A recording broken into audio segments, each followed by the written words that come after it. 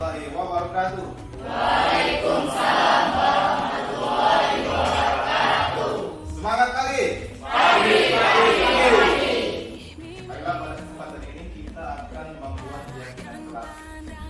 Kita akan menuangkan munculkan gagasan-gagasan tentang keyakinan kelas. Silakan setelah ini.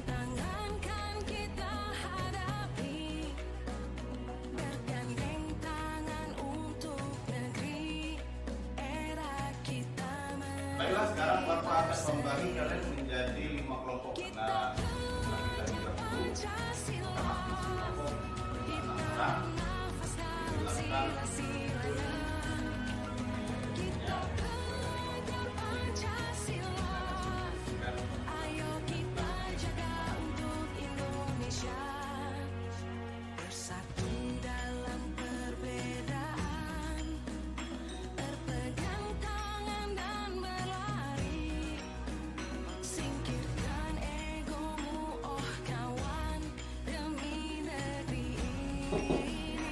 Silakan masuk kita.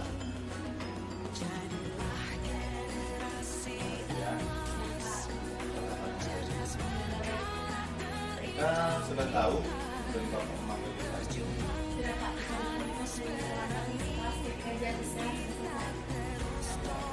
Jadi berdasarkan laporan kita sering masuk terlambat setelah jam istirahat. Tapi tidak apa-apa. Bapak memahami itu karena kita manusia tidak luput dari bukan orang pertama. Itu kita bisa menyelesaikan. Tentu kita punya alasan kenapa sering masuk setelah terlambat dalam istirahat. Nah, sekarang kalau Bapak boleh tahu, apa yang cerita sering sekali terlambat?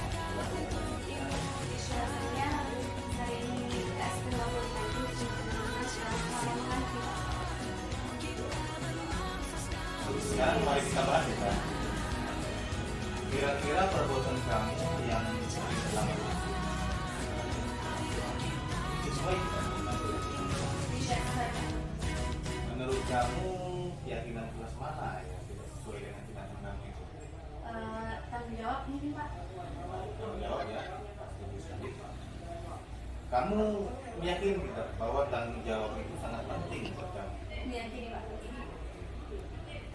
Sekarang kira-kira kita bersedia tidak untuk menyelesaikan masalah ini? Bersedia Pak. Jika kamu ingin berbaik masalah itu, kira-kira kamu ke depan mau menjadi orang yang seperti apa? Tentunya menjadi orang yang bertanggung jawab, menghargai diri sendiri dan menghargai orang lain. Nah, untuk menyelesaikan masalah ini, apa yang akan kamu lakukan? Kita lakukan yang pertama akan membawa bekal dari rumah sehingga tidak selalu mengantri kantin. Yang kedua akan mengurangi ngobrol bersama teman di kantin. Baik. Jadi kamu berencana mau uang jajannya kita tabung ya. Tabung.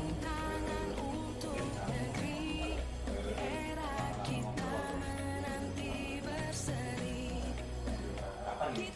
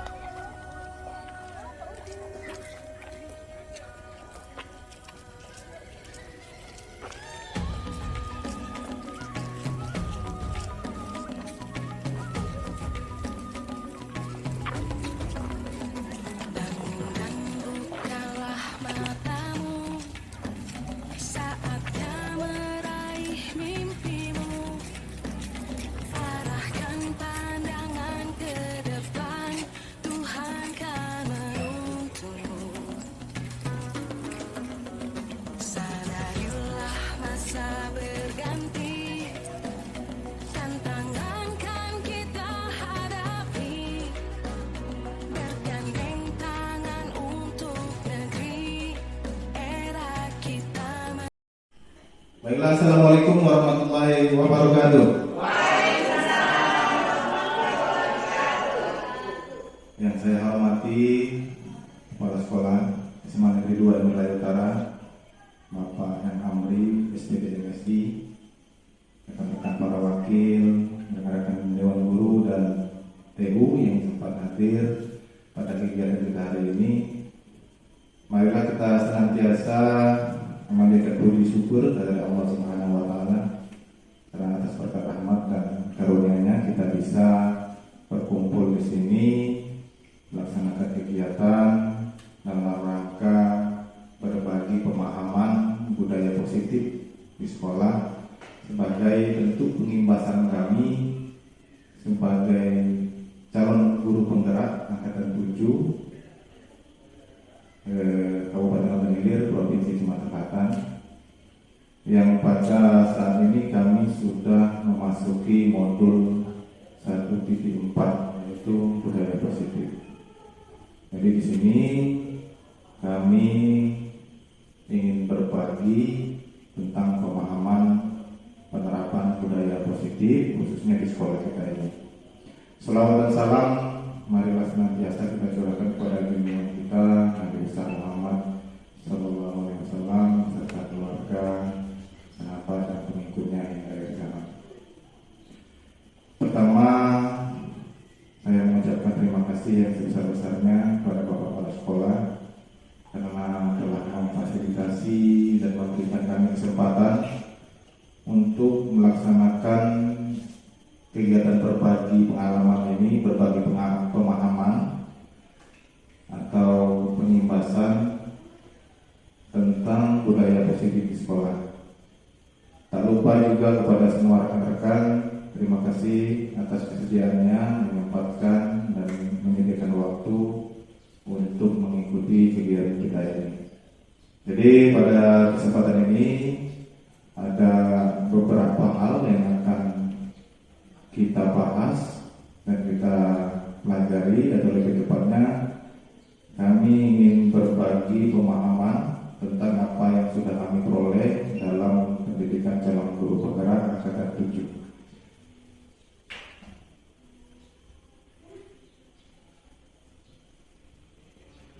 Mungkin langsung saja dari apa yang kita bahas hari ini, saya akan menyampaikan beberapa pembahasan. Yang pertama kita akan lihat tentang disiplin positif, kemudian motivasi perilaku manusia, berikutnya kebutuhan dasar manusia, kemudian selanjutnya posisi kontrol, dilanjutkan dengan keyakinan kelas, dan terakhir adalah penerapan segitiga restitusi. Semoga nanti apa yang saya sampaikan ini bisa bermanfaat bagi kita semua dan bisa kita terapkan, kita laksanakan, implementasikan untuk kemajuan SMA Negeri 2 Wilayah Utara yang kita cintai ini, dan tentunya untuk masa depan murid-murid kita menyongsong kehidupan di masa yang akan datang menjadi lebih baik, menjadi orang-orang yang sukses dan berguna bagi usaha bangsa dan agama. Amin ya rabbal alamin. Bentar, saya slide dulu.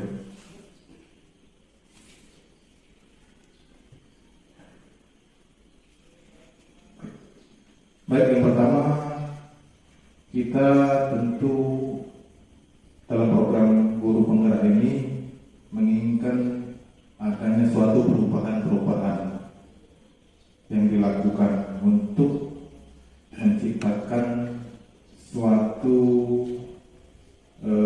lingkungan belajar yang menyenangkan bagi siswa, dengan kita memahami bahwa murid itu harus kita merdekakan dalam belajar. Jadi posisi kita pendidik adalah mengutamakan murid atau berpusat pada murid. Jadi di sini yang pertama adalah perubahan paradigma belajar. Jadi bagaimana seseorang bisa berubah dari paradigma stimulus respon kepada pendekatan teori kontrol. sini Stephen R. Covey dalam bukunya Principle Centered Leadership tahun 1991 menyatakan bahwa bila kita ingin membuat kemajuan perlahan, sedikit-sedikit, ubahlah sikap atau perilaku Anda. Namun, bila kita ingin memperbaiki cara-cara utama kita, maka kita perlu mengubah kerangka acuan kita. Ubahlah bagaimana Anda melihat dunia, bagaimana Anda berpikir tentang manusia. Ubahlah paradigma Anda, skema pemahaman dan penjelasan aspek-aspek tertentu tentang realitas. Di sini kita lihat perbandingan perubahan dari stimulus respon ke teori kontrol. Dalam dua tabel ini dijelaskan, sudah menggambarkan di stimulus respon realitas kebutuhan kita sama, tetapi dalam teori kontrol realitas kebutuhan kita berbeda. Kemudian dalam stimulus respon semua orang melihat hal yang sama, sedangkan dalam teori kontrol setiap orang memiliki gambaran yang berbeda. Kemudian dalam stimulus respon kita mencoba mengubah orang agar berpandangan sama dengan kita. Itu yang sering kita lakukan. Kita mencoba mengubah orang agar berpandangan sama dengan kita. Tapi dalam teori kontrol kita berusaha memahami pandangan orang lain tentang dunia. Berikutnya dalam stimulus respon, orang lain bisa mengontrol saya. Sedangkan dalam teori kontrol, hanya Anda yang bisa mengontrol diri Anda. Nah, ini sudah saya praktekkan di pembelajaran yang kami lakukan dengan cara menggenggam tangan. Coba saya meminta Bapak Ibu untuk menggenggam tangannya, genggam sekuat-kuatnya. Sekarang rekan di sebelah ini berusaha untuk membuka tangan kawan yang ada di sebelahnya. Ya, yang sebelahnya mempertahankan secara sekuat-kuatnya. Ya, coba kita lakukan.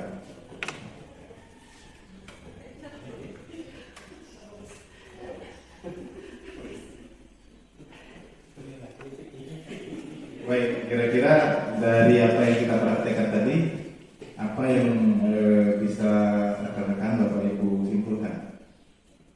Mungkin ada yang mau menyampaikan? Ya, Bu Nila, silakan. Terima kasih atas kesempatannya. Tadi dari praktek menggenggam tangan rekan sebelah dan kita berusaha untuk membukanya, bisa kita kesimpulan bahwa seseorang itu akan mempertahankan apa yang ada pada dirinya. Jadi dia berusaha untuk tidak genggamannya terbuka. Jadi seseorang itu akan mempertahankan apa yang ada pada dirinya sehingga orang lain tidak bisa melihatnya. Itu saja mungkin Pak. Terima kasih. Assalamualaikum warahmatullahi wabarakatuh. Luar biasa sekali Bu Nila. Terima kasih atas tanggapannya. Benar sekali apa yang disampaikan oleh Bu Nila, bahwa yang mempunyai kekuatan untuk mengontrol diri kita adalah diri kita sendiri.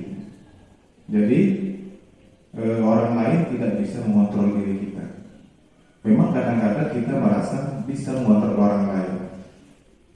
Mungkin itu yang kita rasakan, mengontrol murid, ya, kamu tidak boleh seperti ini atau kamu harus seperti itu. Nah, seolah-olah kejadian itu kita ini sedang mengontrol murid, padahal kita tidak mengontrol secara sepenuhnya, karena posisinya murid tadi sedang mengizinkan dirinya untuk dikontrol, tapi kita tidak memegang kendali penuh. Ya, bukan berarti kita memiliki kontrol penuh terhadap diri murid. Ya, jadi apa yang akan mereka lakukan tergantung dari apa yang ada dalam diri mereka, apa yang mereka motivasi yang mereka miliki. Jadi itu ibarat ilusi ya, kita seolah-olah mengontrol murid, mempunyai power, tapi ternyata yang bisa mengontrol diri itu adalah orang yang bersangkutan atau diri kita masing-masing. Itu juga dengan murid. Kemudian berikutnya, dalam stimulus respon, saya sudah tadi ya, pemaksaan ada pada saat bujukan gagal, sedangkan dalam teori kontrol, kolaborasi dan konsensus menciptakan pilihan-pilihan baru. Dan yang terakhir, dalam stimulus respon, ini model berpikirnya menang kalah. Ada pihak yang menang, ada pihak yang kalah. Nah, dalam teori kontrol ini paradigma berpikirnya adalah model berpikir menang-menang. Jadi tidak ada pihak yang merasa dirugikan. Berikut selanjutnya kita akan membahas tentang disiplin positif. Apa itu disiplin positif? Disiplin positif adalah usaha seseorang untuk belajar mengontrol dan menguasai diri dalam memilih tindakan yang mengacu pada nilai-nilai yang dihargai agar tercapai tujuan yang diinginkan. Dalam hal ini nilai-nilai yang dihargai itu adalah nilai-nilai kebajikan universal. Itu rekan-rekan kalian sudah tahu nilai-nilai kebajikan universal itu ya, ada kejujuran, kehormatan, kemandirian, tanggung jawab, disiplin dan lain sebagainya. Sekarang mari kita membahas tentang konsep disiplin positif yang merupakan, itu sudah saya hitamkan, konsep disiplin positif merupakan unsur utama dalam terwujudnya budaya positif yang kita cita-citakan. Khususnya kita sebagai pendidik atau guru ini adalah menciptakan budaya positif di sekolah kita. Itu yang kita inginkan. Nah, di sini kebanyakan guru dan saya sendiri sebenarnya sangat tertarik dengan topik pembahasan tentang disiplin. Jadi sebagian kita, saya tidak memungkiri ya, berpendapat bahwa kalau saja anak-anak bisa disiplin, pasti mereka akan bisa belajar. Kita juga berpendapat bahwa mendisiplinkan anak-anak adalah bagian yang paling menantang dari pekerjaan kita. Ya, kita merasakan bagaimana susahnya kita ingin menerapkan disiplin di sekolah. Kemudian kebanyakan orang akan menghubungkan kata disiplin dengan kata tertib, aturan, dan kepatuhan pada peraturan. Jadi orang yang patuh dengan peraturan, dengan tata tertib di sekolah misalnya, itu dianggap orang yang disiplin. Ya itu yang mungkin memang sudah kita jadikan keyakinan mungkin ya. Yang tentu tidak seluruhnya benar dan itu bukan keliruan yang perlu kita perbaiki. Juga sering kata disiplin itu dihubungkan dengan hukuman. Ya, jadi kalau tidak melakukan sesuatu dia mendapat hukuman. Kalau dia tidak disiplin dia mendapat hukuman atau konsekuensi. Padahal itu berbeda. Karena belajar tentang disiplin positif tidak harus dengan memberikan hukuman. Justru itu adalah salah satu alternatif terakhir dan kalau perlu tidak digunakan sama sekali. Nanti kita akan bahas setelah ini tentang posisi kontrol dengan lebih dalam lagi. Kemudian seseorang yang memiliki disiplin diri berarti mereka bertanggung jawab terhadap apa yang dilakukannya karena mereka mendasarkan tindakan mereka pada nilai-nilai kebajikan universal, nilai-nilai yang kita yakini ya. Nilai-nilai kebajikan universal itu ya tidak memandang suku, agama, ras dan lain sebagainya. Jadi diyakini secara menyeluruh di dunia. Sekarang kita masuk ke materi berikutnya, yaitu tentang teori motivasi perilaku manusia. Nah, di sini Diane Gorsen dalam bukunya Restructuring School Discipline menyatakan ada 3 motivasi perilaku manusia. Ini juga berkaitan dengan kita sebagai pendidik. Yang pertama adalah untuk menghindari ketidaknyamanan atau hukuman. Yang kedua, untuk mendapat imbalan atau penghargaan dari orang lain. Yang ketiga, untuk menjadi orang yang mereka inginkan dan menghargai diri sendiri dengan nilai-nilai yang mereka percaya. Baik, kita bahas satu persatu. Yang pertama, jadi 3 motivasi perilaku manusia ini bisa kita lihat juga di murid-murid kita. Jadi untuk menghindari ketidaknyamanan atau hukuman, ini adalah tingkat terendah dari motivasi perilaku manusia. Jadi dia bersifat eksternal, dorongan dari luar. Jadi dia beranggapan bahwa kalau saya tidak melakukan itu, maka saya akan mendapatkan ini. Ya. Jadi ketika murid di sekolah yang melakukan perilaku dengan motivasi yang pertama ini, ya, artinya dia bukan memiliki nilai-nilai intrinsik, nilai-nilai kewajiban dari dalam dirinya, tapi nilai eksternal, karena semata-mata hanya takut akan hukuman atau takut diberi penilaian yang kecil dan lain sebagainya. Yang kedua, ini adalah motivasi perilaku manusia, atau di sini kita kaitkan dengan murid, untuk mendapat imbalan atau penghargaan dari orang lain. Nah, motivasi yang kedua ini berada satu tingkat di atas motivasi yang pertama. Jadi di sini orang berperilaku untuk mendapat imbalan atau penghargaan dari orang lain. Jadi mungkin ada beberapa murid kita juga, ya, yang mempunyai motivasi ini. Kita tidak menutup mata dan, ya, bahwa mereka melakukan suatu perilaku karena didasari oleh motivasi yang kedua ini, ingin mendapat imbalan atau penghargaan, ingin mendapat pujian, ingin mendapat apa ya contohnya, mungkin nilai yang baik dan lain sebagainya. Ini masih masuk ke motivasi eksternal, ya, yang tidak kuat. Kemudian yang ketiga, motivasi perilaku manusia adalah untuk menjadi orang yang mereka inginkan dan menghargai diri sendiri dengan nilai-nilai yang mereka percaya. Ini adalah motivasi yang terbaik. Dan tentu saja murid kita, ya, sebagian besar itu mempunyai motivasi yang ketiga ini. Ya, mereka menyadari bahwa datang ke sekolah mereka meyakini memang untuk belajar, ya, kemudian melatih diri untuk disiplin, yang menanamkan nilai-nilai kebaikan dalam dirinya. Jadi bukan karena ada motivasi karena takut hukuman, karena ingin mendapat pujian, hadiah dan lain sebagainya. Nah, tapi tidak kemungkinan ada beberapa murid kita yang berperilaku sesuai dengan motivasi satu, ya, dan yang kedua.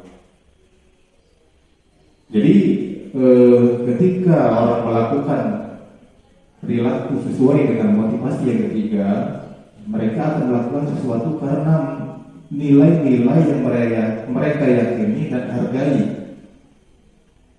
Ini adalah motivasi yang akan membuat seseorang memiliki disiplin positif, karena motivasi berperilakunya berasal dari dalam diri atau internal. Tujuan dari disiplin positif adalah menanamkan motivasi yang ketiga ini pada murid-murid kita. Ya, ini saya ulangi bahwa tujuan dari disiplin positif adalah menanamkan motivasi yang ketiga ini pada murid-murid kita dalam berperilaku. Ya, karena ketika murid memiliki motivasi yang ketiga ini, ya, mereka telah memiliki motivasi dalam diri atau yang disebut motivasi intrinsik, ya, yang berdampak jangka panjang. Jadi akan terus diyakininya sepanjang hayatnya, ya, yang tidak akan terpengaruh dengan adanya hukuman ataupun adanya imbalan atau hadiah. Jadi mereka akan tetap berperilaku baik sesuai dengan nilai-nilai kebajikan yang mereka yakini yang ada dalam dirinya yang tertanam. Mungkin seperti itu. Sampai sini rekan-rekan apa bisa diikuti dan pahami? Tampaknya ini sudah agak ngantuk. Jadi kita bangkitkan dulu semangatnya. Semangat pagi. Pagi. Masih kurang kompak. Semangat pagi. Pagi. Baik, terima kasih. Kita lanjut ya. Sekarang kita akan membahas tentang kebutuhan dasar manusia. Jadi kita sebagai manusia itu memiliki kebutuhan dasar yang harus dipenuhi. Jadi kebutuhan dasar manusia adalah kebutuhan yang harus dipenuhi setiap manusia. Semua yang dilakukan manusia memiliki tujuan tertentu dan merupakan usaha terbaiknya untuk mendapatkan keinginannya. Ya. Jadi kalau kita hubungkan dengan murid, ketika murid melakukan perbuatan yang bertentangan dengan nilai-nilai kebajikan atau melanggar peraturan, hal itu sebenarnya disebabkan karena mereka gagal memenuhi kebutuhan dasar mereka. Kita kembali lagi, kebutuhan dasar itu apa saja? Yang pertama adalah kebutuhan untuk bertahan hidup.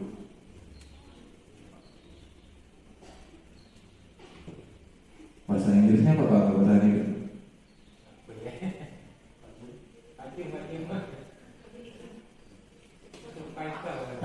Survival. Kemudian kebutuhan akan kasih sayang dan rasa diterima, love and belonging. Kemudian yang ketiga, kebutuhan akan rasa kebebasan, bebas. Kita semua ingin bebas dan merdeka. Kemudian bebas dari tekanan, nyaman, ya. Bebas dari rasa takut dan lain sebagainya. Kemudian yang selanjutnya adalah kebutuhan akan kesenangan. Kita memerlukan hiburan, kesenangan, ya. Jadi kesenangan itu ya kebutuhan dasar, bukan hanya bagi anak-anak saja. Kita yang sudah berumur ini juga perlu kesenangan. Iya, happy. Kemudian berikutnya adalah kebutuhan akan penguasaan, power, ya.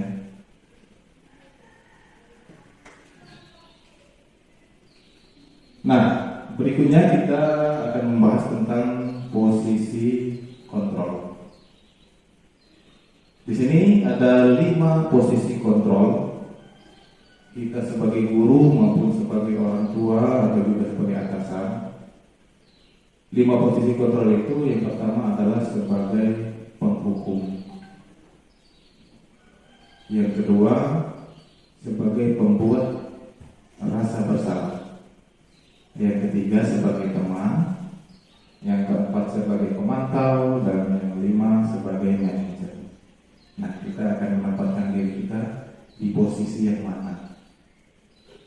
Atau nanti mari kita berefleksi, kita sudah melakukan yang mana? Sampai di titik yang mana?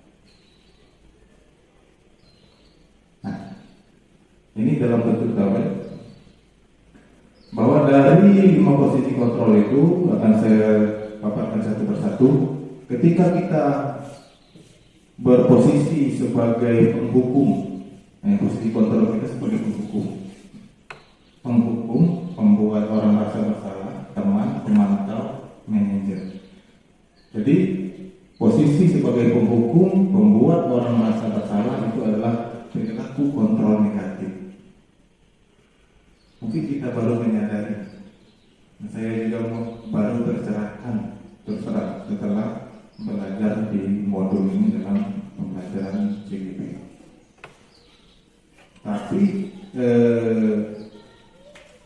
berikutnya, ya, jadi penghukum dan pembuat orang merasa bersalah itu adalah kontrol negatif yang menyebabkan identitas gagal nanti.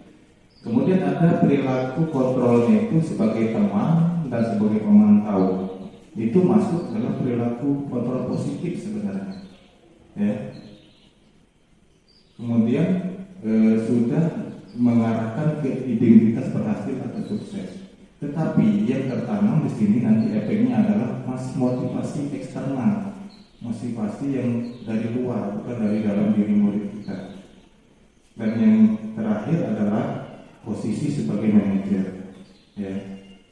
Nah, ini identitas sukses, kontrol diri, dan bisa menanamkan nilai-nilai intrinsik dari dalam diri.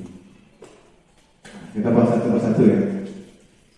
Mungkin rekan-rekan, Bapak Ibu ya sering ketika anak melakukan penganggaran, ini yang kita terapkan.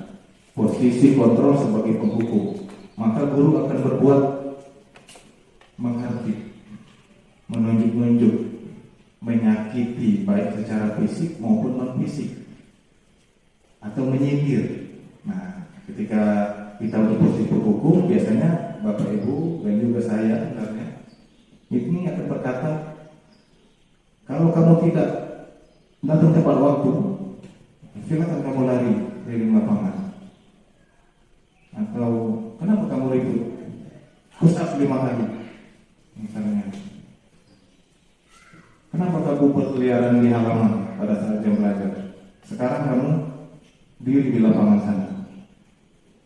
Nah, atau ketika upacara bendera ada yang bermain-main, sini kamu. Kenapa kamu main-main untuk upacara?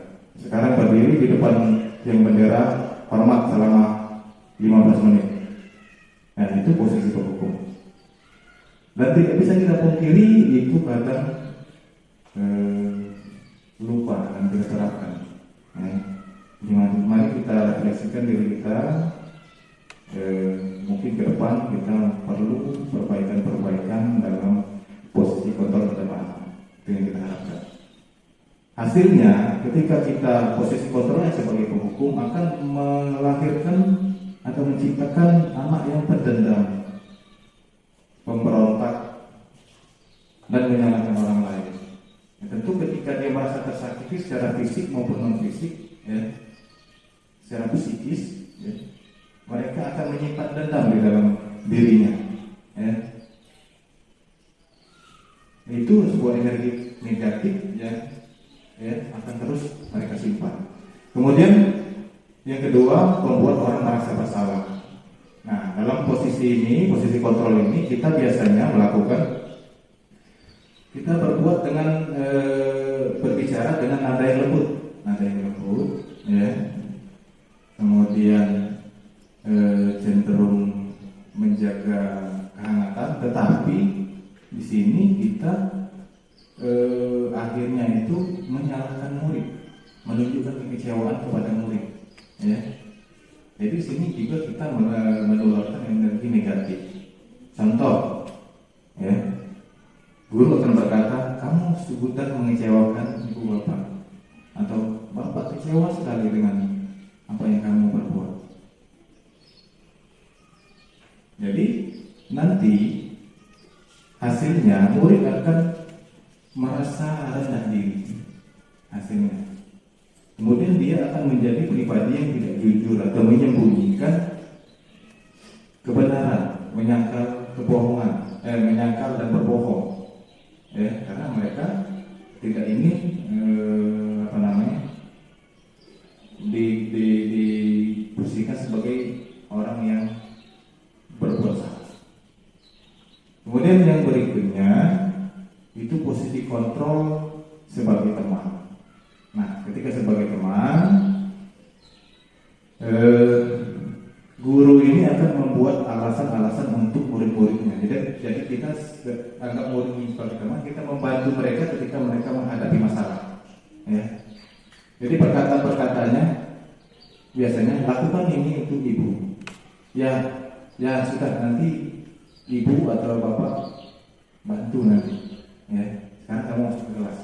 Nanti ibu yang selesaikan. Jadi mereka merasa mendapat perlindungan. Tetapi di sini hasilnya itu akan menyebabkan ketergantungan anak pada satu orang saja. Misalnya dia akan berperilaku baik kepada guru tertentu, tapi dia akan berperilaku sebaliknya kepada guru yang lain. Ya. Itu juga sering kita jumpai.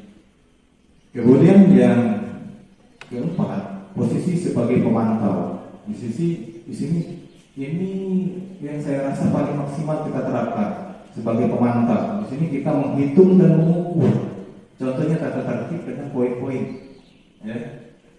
Jadi di sini ketika siswa melakukan pelanggaran, murid melakukan pelanggaran, guru akan berkata, apa peraturannya? Apa konsekuensinya? Apa yang telah kamu lakukan? Apa yang terjadi sekarang? Nah, jadi ketika kamu terlambat, apa konsekuensinya? Mendapat poin 5 bisa. Ya. Itu dari posisi kontrol kita sebagai pemantau. Ya. Atau bisa juga di suatu sekolah diterapkan misalnya, ketika kamu datang terlambat, maka kamu harus jam istirahat dikurangi sesuai dengan keterlambatannya. Nah, ya, jadi itu biasanya dalam bentuk konsekuensi, bukan hukuman. Ya.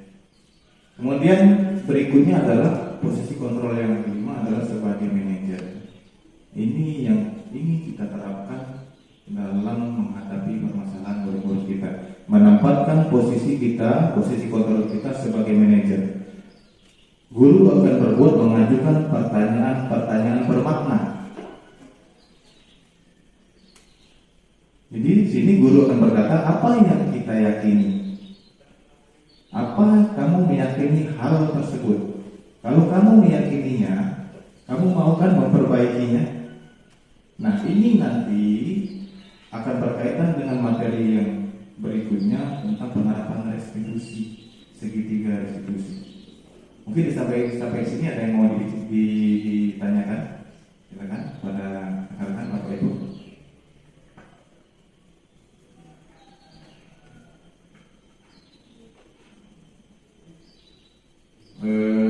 Mungkin ada yang belum dipahami tentang ini, posisi kontrol ini dalam hukum sebagai membuat orang merasa bersalah.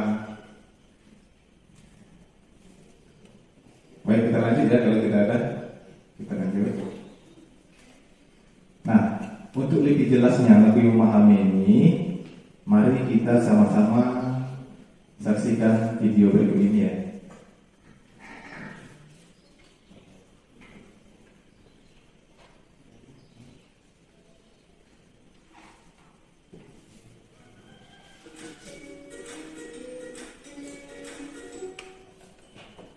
Salam bahagia Ibu dan Bapak Guru hebat. Dalam penerapan disiplin positif restitusi, salah satu program yang dikenakan adalah 5 posisi kontrol. 5 posisi kontrol dalam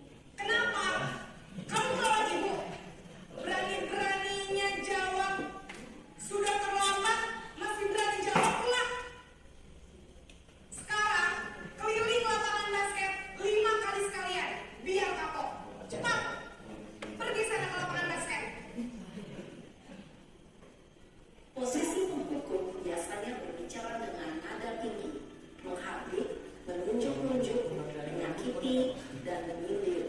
Hukuman bisa berupa fisik maupun psikis.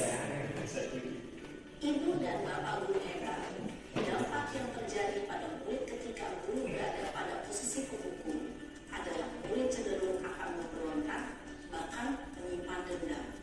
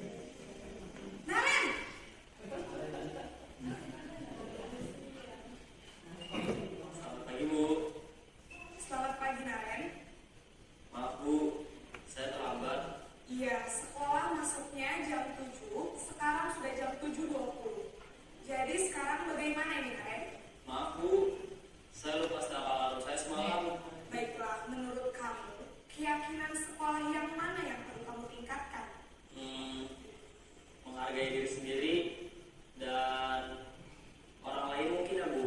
Setuju. Jadi, apakah Naren meyakini prinsip saling menghormati tersebut? Iya Bu, saya meyakininya. Apakah Naren bersedia memperbaiki masalah keterlambatan ini? Bersedia Bu. Bagaimana kamu akan memperbaiki masalah keterlambatan ini? Saya akan coba untuk tidak lupa menyetel alarm saya Bu.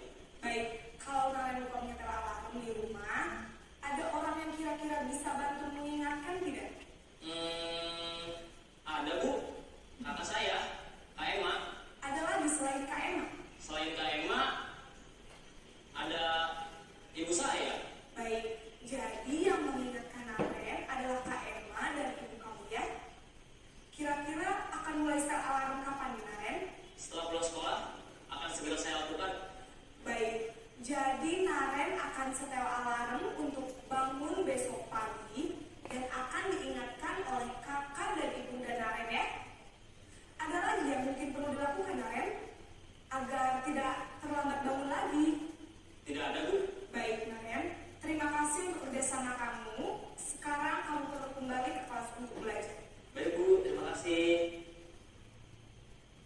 Posisi manajer adalah posisi kontrol yang disarankan untuk membimbing murid memiliki sikap disiplin yang positif, yaitu murid yang mandiri, bertanggung jawab, dan dapat memecahkan masalah. Tujuan dari posisi ini adalah agar murid dapat berefleksi atas tindakannya. Guru akan dengan tulus memberikan pertanyaan-pertanyaan bermakna, sehingga membuat murid dapat belajar dari kesalahannya dan mencari sebuah solusi untuk menyelesaikannya. Ibu dan Bapak guru hebat, setelah mengamati adegan kelima posisi kontrol tadi, kira-kira posisi mana yang paling ideal?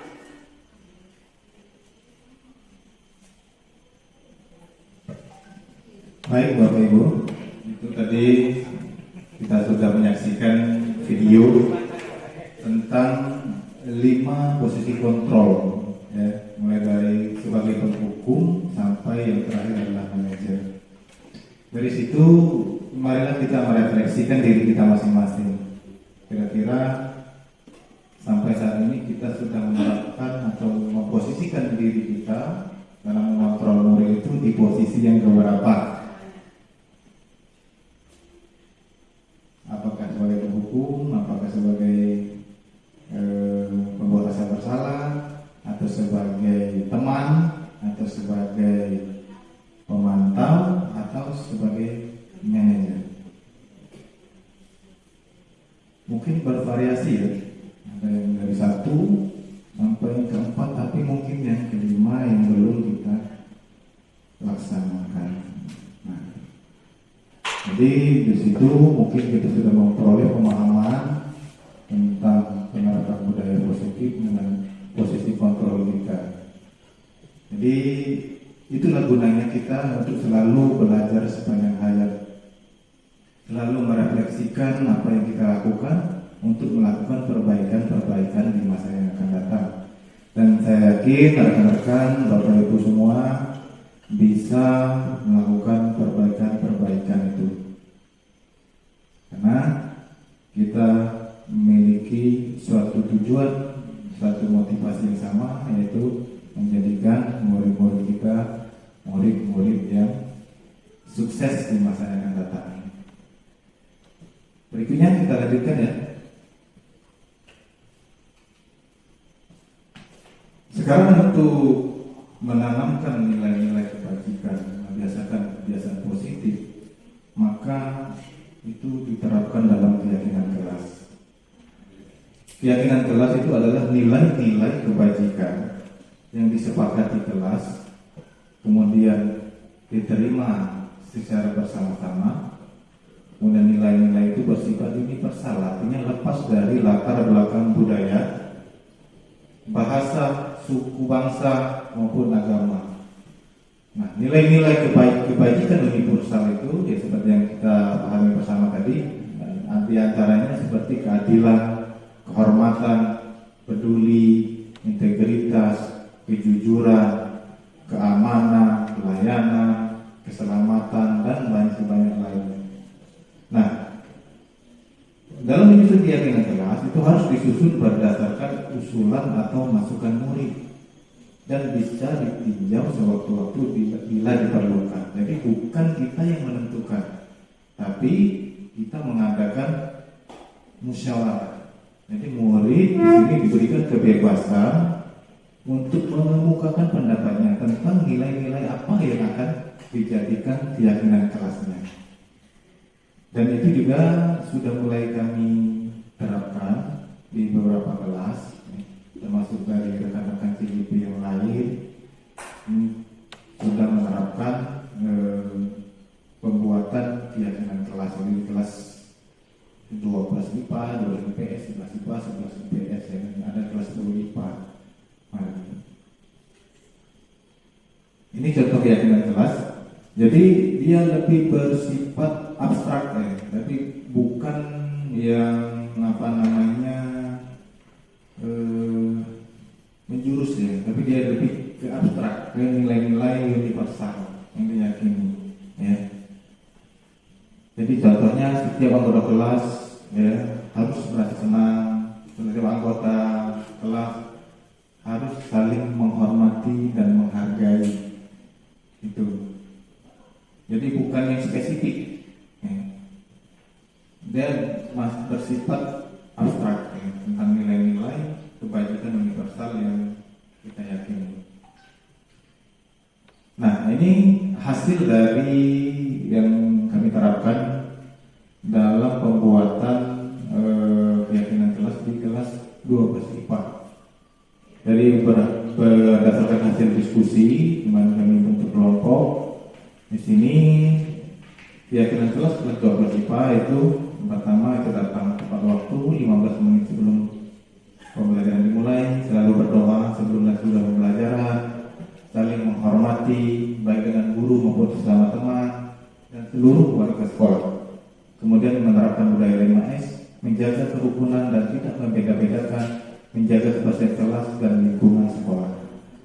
Jadi di situ ada nilai-nilai kebajikan universal yang dijadikan keyakinan kelas yang diharapkan nanti bisa menjadi kebiasaan positif siswa. Ya, kebiasaan positif itu nanti bisa menjadi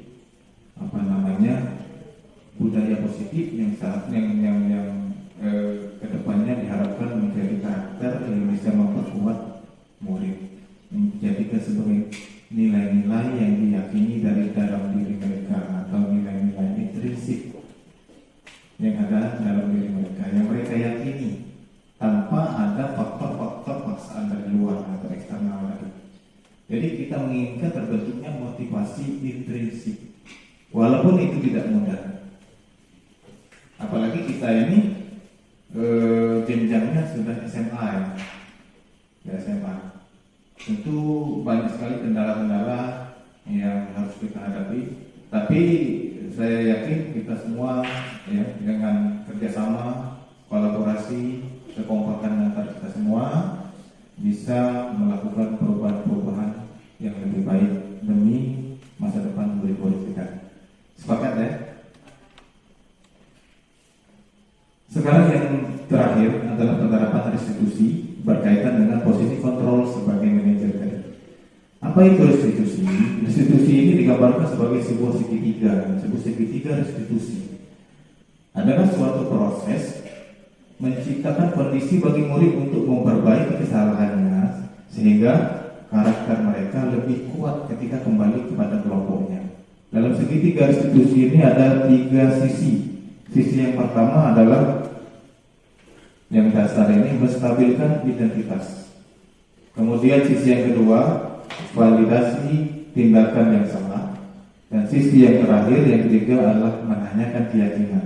Ini seperti kasus Naren tadi ya, yang posisi manajer tadi. Bapak Ibu sudah tonton tadi videonya. Jadi capek si Naren ini panggil-panggil terus ya. Naren lagi.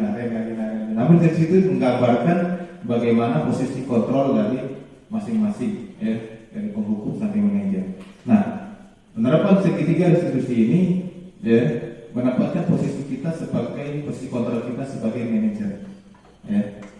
Dengan langkah-langkah untuk mempermudahnya itu dengan segitiga restitusi ini. Ya. Oh, nanti nonton videonya. Saya paparkan dulu yang ini. Pertama, tahap menstabilkan identitas. Ya, di sini kita bukan memandang murid ya untuk menyalahkan mereka atau memojokkan mereka. Jadi kita menstabilkan dari identitas gagal ke identitas sukses. Jadi di sini kita akan mengajukan pertanyaan-pertanyaan ya, yang mengembalikan kepercayaan diri murid. Jadi bukan menyalahkan mereka. Contoh, melakukan kesalahan itu adalah hal yang biasa. Tentu kita sebagai manusia pasti akan pernah melakukan kesalahan. Kemudian kamu bukan satu-satunya loh yang melakukan atau yang pernah melakukan kesalahan ini. Nah, jadi di sini maka murid akan tumbuh rasa percaya dirinya. Ya. Kemudian di sisi yang kedua, validasi tindakan yang salah. Nah, di sini kita akan mengajukan pertanyaan-pertanyaan. Kamu tentu punya alasan mengapa melakukan ini. Contoh, atau adakah cara yang lebih efektif untuk mendapatkan apa yang kamu butuhkan? Kemudian di sisi yang ketiga itu menanyakan keyakinan. Kita kaitkan pertanyaan kita dengan nilai-nilai keyakinan kelas yang kita buat, yang sudah kita buat. Ya, nilai-nilai kebajikan yang diyakini. Contoh, nilai-nilai apa yang telah kita sepakati? Atau menurut kamu perbuatan kamu tadi apakah sudah sesuai dengan nilai-nilai atau apakah sudah sesuai dengan keyakinan kelas yang kita sepakati? Misalnya si murid menjawab belum Pak. Nah sekarang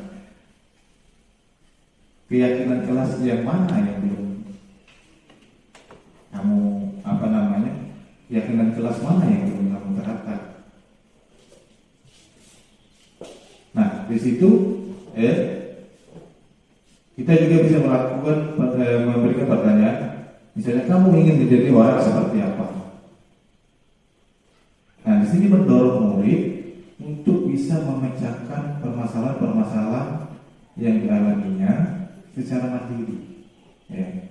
Tentunya kita sebagai guru masih harus terus mengarahkannya. Tapi di sini intinya kita mendorong murid untuk bisa memecahkan masalahnya sendiri sehingga nanti dia bisa menjadi pribadi yang lebih mandiri, bertanggung jawab, bisa menyelesaikan masalah-masalah yang mereka hadapi hingga mereka menjadi dari pribadi yang gagal menjadi pribadi yang sukses. Ya, itu. Untuk lebih jelasnya, mari kita saksikan lagi video ya, nonton lagi kita satu kali lagi nonton.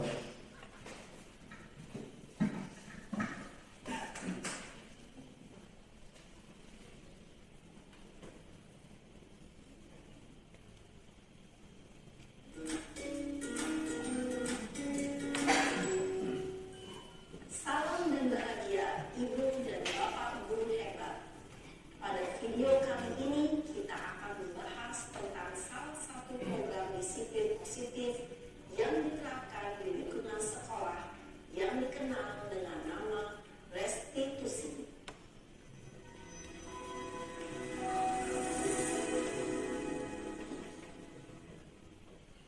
Restitusi dikembangkan oleh pakar pendidikan Diane Gosling, berlandaskan pada teori kontrol Dr. William Glasser. Segitiga restitusi adalah suatu proses dialog yang dijalankan oleh guru atau orang tua agar dapat menghasilkan murid yang mandiri dan bertanggung jawab. Pada saat ini posisi manajer, aspek yang dikembangkan pada murid adalah motivasi intrinsik, sehingga penanaman nilai-nilai kebajikan dapat tumbuh dan berkembang menjadi suatu kebiasaan positif yang akhirnya membentuk karakter murid.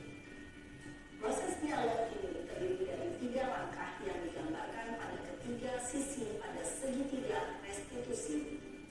Sisi pertama adalah menstabilkan identitas. Sisi yang kedua adalah validasi tindakan yang salah. Dan sisi yang ketiga adalah menanyakan keyakinan. Ibu dan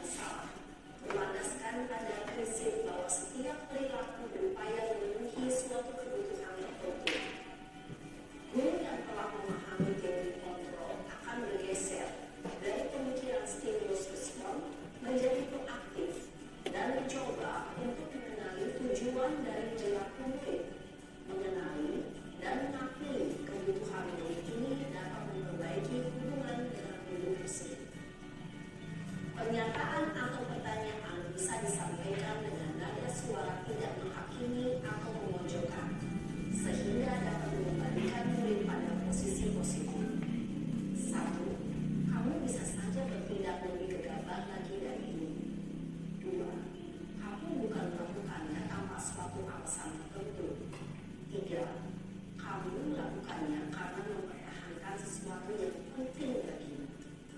4. Mungkin kamu bisa mempelajari suatu perilaku baru yang lebih efektif.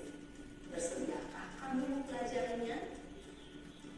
Selanjutnya, kita akan simak sisi terakhir, yaitu menanyakan keyakinan. Teori kontrol menyatakan bahwa pada dasarnya kita termotivasi secara intrinsik. Pada saat perilaku yang salah telah divalidasi dan identitas sukses telah stabil, maka murid telah siap mengaitkan keyakinan-keyakinannya dengan tindakannya yang salah dan pemikirannya telah bergeser ingin menjadi orang yang dituju. Pertanyaan-pertanyaan ini dapat mengaitkan keyakinan-keyakinan yang dianut murid. 1. Sebagai keluarga atau kelas, apa yang kita yakini? 2. Nilai-nilai apa yang telah kita sepakati? 3. Seperti apa gambaran sebuah kelas yang ideal bagi kamu? 4. Kamu ingin menjadi orang seperti apa?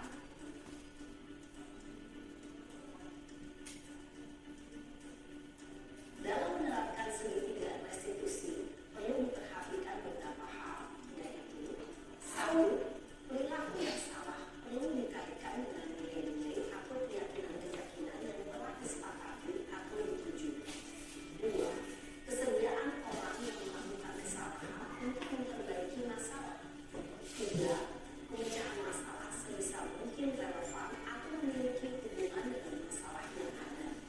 4. Usaha. Perlu adanya suatu usaha perbaikan dari pihak yang membuat kesalahan. 5. Waktu. Perlu didedikasikan waktu dari pihak yang membuat kesalahan. Tanyakan kapan akan mulai dilakukan usaha untuk memperbaiki masalah. Dengan memahami struktur penerapan segitiga restitusi, diharapkan guru dapat menerapkan posisinya sebagai manajer dengan mengajukan pertanyaan-pertanyaan bermakna yang dapat membuat murid menjadi lebih percaya diri, bertanggung jawab, dan mandiri. Nah, ibu bapak guru, perlu tidak yang mengikuti ketiga tahapan dalam segitiga restitusi bergantung pada ringan beratnya suatu permasalahan. Misalnya, bila permasalahan tersebut ringan, maka tidak perlu menjalankan secara berurutan. Bahkan bisa semudah menanyakan apa keyakinan yang kita sepakati. Dengan menjalankan segitiga restitusi, dengan mengajukan pertanyaan-pertanyaan bermakna, diharapkan murid menjadi lebih kuat secara pribadi, dapat membuka wawasan murid agar dapat menyelesaikan permasalahannya sendiri, semakin percaya diri, mandiri, dan merdeka. Salam dan bahagia, ibu bapak guru hebat. Baik, itu tadi video yang mungkin bisa lebih membuat Bapak Ibu sekalian, rekan-rekan sekalian memahami tentang penerapan segitiga restitusi. Mungkin sampai di sini apa yang bisa saya sampaikan. Berikutnya mungkin ada dari rekan-rekan yang ingin menyampaikan tanggapan atau pertanyaan. Kami berikan waktu dan kesempatan. Silakan. Punya bukti.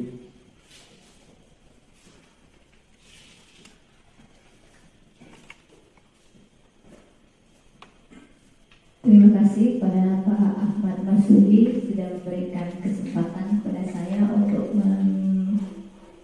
memberikan suatu pertanyaan.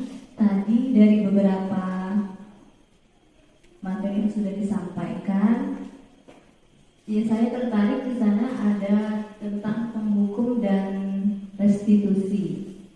Apakah ada perbedaan antara penghukum dengan restitusi itu? Terima kasih.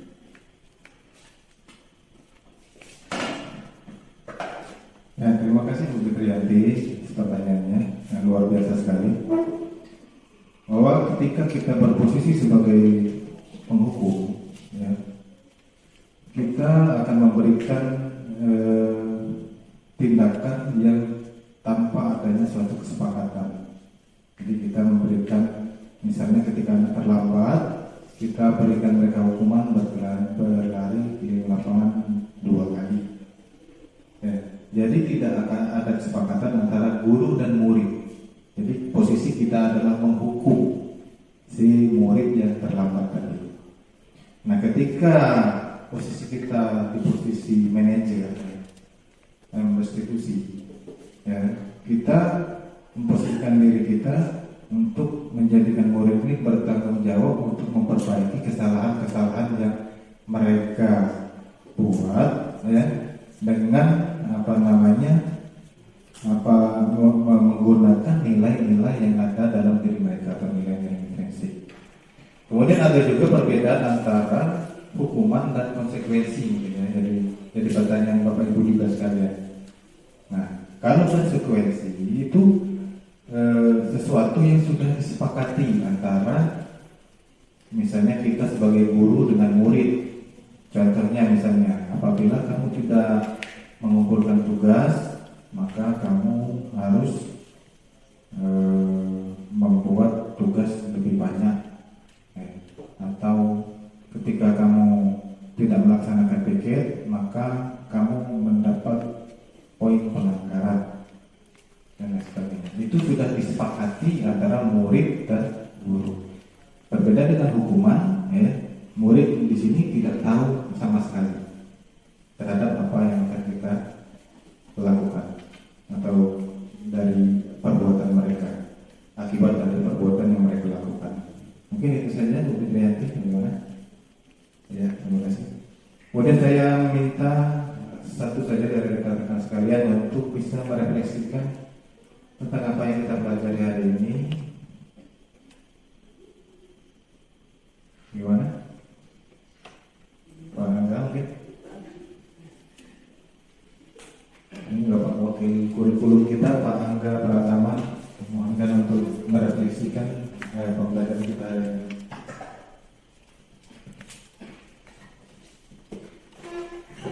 Assalamualaikum warahmatullahi wabarakatuh. Setelah saya menyaksikan tayangan ini dan presentasi dari Bapak Ahmad Masudi, di sini pikiran kita jadi terbuka. Jadi apa yang telah kita lakukan ke anak selama ini, menghardik, mengancam, itu adalah sebuah kesalahan. Jadi mungkin dari apa yang telah disampaikan tadi oleh Pak Ahmad Masudi dan video tadi, mungkin kita semua, maksud saya, bisa berubah mulai dari sekarang. Bagaimana menjadi seorang pendidik yang benar, yang baik. Mungkin itu saja. Terima kasih atas presentasinya, bermanfaat sekali bagi kami. Assalamualaikum warahmatullahi wabarakatuh.